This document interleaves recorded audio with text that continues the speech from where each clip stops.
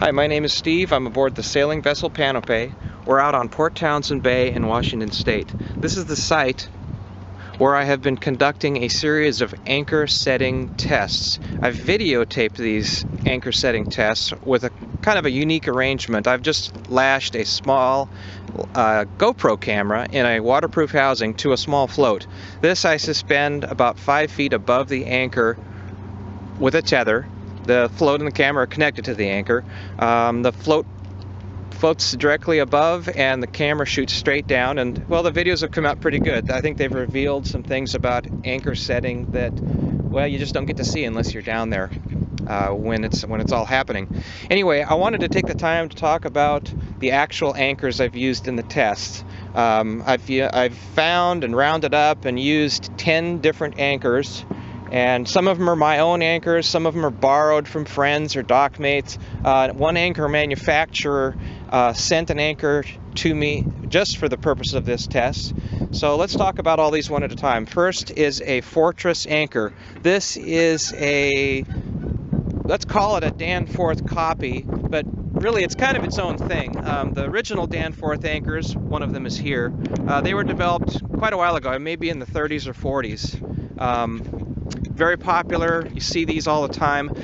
Sometime 20 or 30 years ago, the Fortress people came up with their own version of it. It's aluminum. It's very high quality in its construction. Tolerances are good. It's very light. It only weighs 10 pounds. And this anchor was exceptional in the way it's set. It's set rapidly. It was able to handle resetting very well. And it produces very high holding power. It was able to stop this boat on a dime. And for a 10-pound anchor, 15,000-pound boat, that's pretty impressive. Next, we'll talk about a Danforth copy that's very poor quality. You can see that the shank is allowed to move a lot. The tips of the flukes are very dull. The general construction is shoddy, and this anchor failed to set altogether. I tried a couple times and I just could not get it to set. And by the way, this bottom, I would consider it to be a very easy anchor bottom, or high holding, easy setting. It's a kind of a sandy mud. So it's really ideal conditions. I used all chain rode with good scope. It's just a terrible, terrible anchor. Next, we'll talk about a genuine Danforth anchor. Don't know when this was built. It belongs to a neighbor of mine. He let me borrow it for this test. It's pretty heavy-duty build. The shank is not allowed to move too much. The tips are fairly sharp. It's pretty strong. This anchor performed pretty well. It set pretty reliably and it held well. The reset test, it did release, and it took a while, but eventually reset. I talk about this reset test. Maybe I should mention, if you haven't seen the videos, after these anchors are initially set, I purposely drive the boat directly up over top and beyond the anchor to simulate a wind or current reversal. I drive the boat at a steady 3.5 knots, so when I come to the end of the chain, it tends to yank these anchors around, and the better anchors are able to remain embedded in the seabed and just pivot, and then other anchors or other situations, the anchor may release, and then, well, you see what happens. Maybe they reset, maybe they don't. Anyway, this anchor performed pretty well. It does not collapse, unlike the Fortress. It takes apart and can be stored in a small area. But anyway, it's a good anchor. Next, we'll talk about a CQR type anchor. I was under the impression that this was a copy or not a genuine article, but on further inspection, you can just barely make out raised letters that say CQR 45. I weighed it at actually 50 pounds. These anchors were developed in the 30s and were very common, still are. They hold well. However, they have a reputation of not setting rapidly, and my tests confirmed that. This anchor struggled, well, I won't say struggled, let's just say it took its time testing. It took its time setting. Again, I wish I knew if it was the real McCoy or not, because the copy anchors seem to have problems where the genuines do better. These anchors suffer if they've been used heavily. The pivot hole for the hinge will wallow out or become enlarged and the shank will get loose on the anchor. This is not loose. This is pretty good tolerances. I think someone may have replaced this pin at some point, but anyway, it's in pretty good shape. It's not too rusty, and it performed, let's just say, fairly well. Next, we'll talk about a North Hill anchor. This is pretty small. It's only 12 pounds, pretty small fluke area. These were used heavily by the U.S. Navy in seaplanes during World War II. The stock collapses very quickly and without tools so that it can be stored in a small place.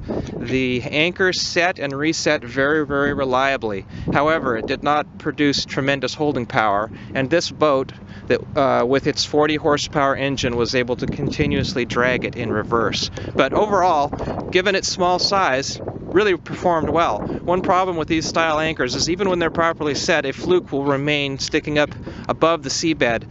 The anchor rod has the potential of wrapping around this exposed fluke and fouling the anchor and rendering it useless. So, I don't know, used within its limitations, this is a good anchor. It belongs to my father. He uses it on a heavy 18-foot fishing boat, and he uses it with great success. Next, we'll talk about a Bruce anchor. Maybe we'll talk about the genuine first. This is a genuine Bruce anchor. It's 33 pounds. My father bought it brand new in 1989. We used it for 10 years on this boat with great success. However, we never were subjected to a strong blow, nothing over, say, 30 or 40 knots. But the anchor sets reliably, and it did so in my tests. Really a good anchor. We never had a problem with it. However, I do feel it's a little undersized to be considered a storm anchor for this boat. This is a Bruce anchor copy. Many copies of these style anchors exist with various degrees of quality. This one is very poor. It really failed to fully engage the seabed. The boat was always able to continue to drag the anchor. It just didn't work. You can see, if I go to the side here, that the two anchors have different angles to their shanks. This is the copy and this is the real one. There's probably about 5 degree, maybe 10 degree difference in the geometry. Also, the tip of the copy anchor is very thick.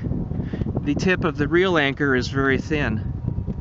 The person who owns this copied Bruce anchor told me that it did not set at all prior to him grinding a point or a sharpness to the tip of the fluke, and in my opinion it needs to be sharpened some more, or, well, I think this anchor suffers to the point where it really shouldn't even be used. One other thing to note is someone has coated this with some sort of a gray paint, and it's extremely thick and bumpy. I don't know if this bumpiness could affect the way it sets or not. Let me backtrack here and just tell you some weights. The real Fortress was 10 pounds. The Danforth copy was 25 pounds. The genuine Danforth was 20 pounds. The CQR is either 45 or 50. I'm not sure who to believe there. I measured the North Hill at 12 pounds. Both of the Bruce types were 33 pounds. Next, we'll talk about this boat's primary anchor that I've been using for 3 years. It is a Manson Supreme. It is 45 pounds, and it's an exceptional anchor. This anchor will set the quickest of all of the anchors I've tested, usually in less than an anchor length, sometimes as little as the length of the fluke. It sets very fast, very high holding power. It stops this boat just instantaneously. It'll almost knock you over. It's as if there's a diver on the bottom waiting and connects your chain to some sort of a granite rock of great size. It's truly a wonderful anchor. The only fault that I could find in my testing was at the extremely short scope of 2.5 to 1. It actually set really fast initially, but my course reversal test, the anchor released and either failed to reset or had a very difficult time resetting. It's extremely robust construction. I can't imagine ever bending part of this anchor. It could happen. I think the weak point is perhaps the toe of the fluke can be bent downwards if it gets launched. But if it's in normal substrate, this would be a very, very difficult anchor to damage. Next, we'll talk about a Spade anchor. This anchor was lent to me by the Spade Anchor USA just for the purpose of this test. I'll be sending this anchor back. He gave me the option of buying the anchor, and I'm telling you, I would really like to own this anchor. It's kind of expensive.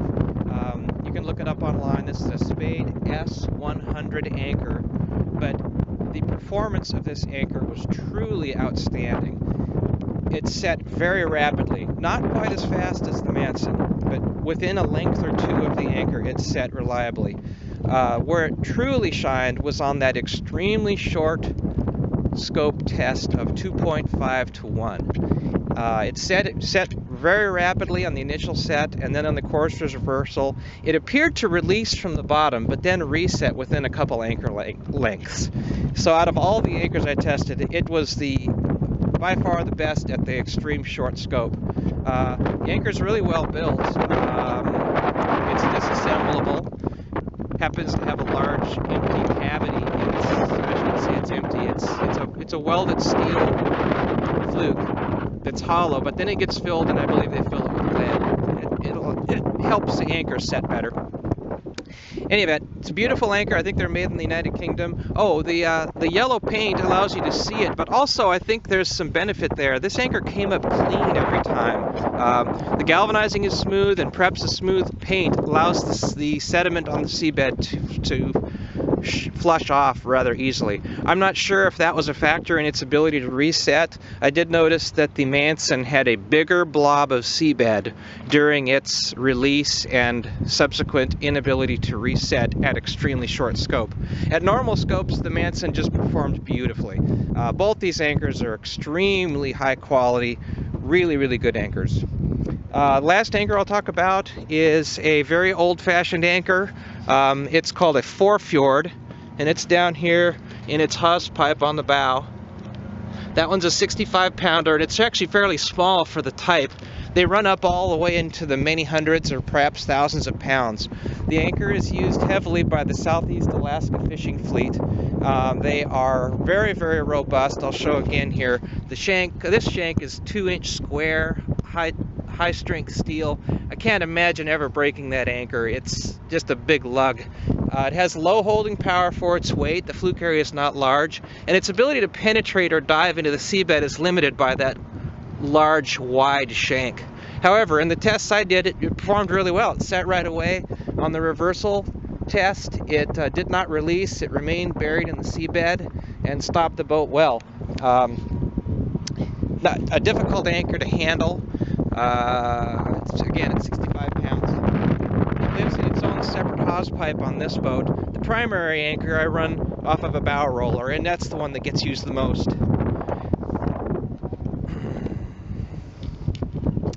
So that's about it for the anchors. Again, we're on Port Townsend Bay. I did all the tests within about 100 or 200 yard radius. And again, you can see all these tests and future tests at my YouTube channel, SV Panope. And lastly, I'll say that I'm not an anchoring expert. I don't claim to be, and I don't try to give anybody any pointers on technique.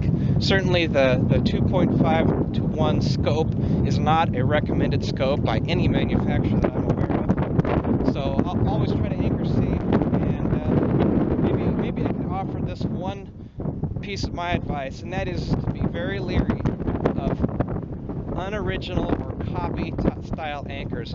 It's my impression from these tests that the genuine anchors perform vastly better than